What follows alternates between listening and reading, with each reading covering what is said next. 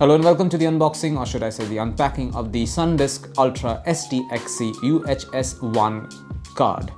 This is a 128 GB card. It comes with a speed of 120 megabytes per second, and this particular card is well suited for shooting videos on your DSLR cameras.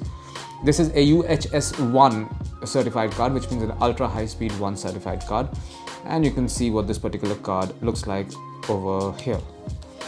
At the back we have some manufacturing information, and this is more or less it. I'm going to cut this pack open and show you the card basically. There you go. This is what it looks like. This is the SanDisk Ultra SDXC UHS-I card. This comes with 128 GB of capacity, as I mentioned earlier, and has a speed of 120 megabytes per second. You'll notice SDXC is written on top, as is UHS-I certification right over here.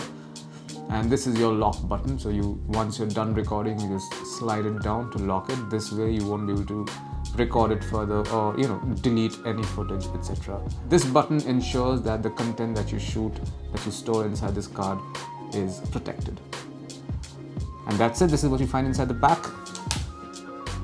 Thank you for watching.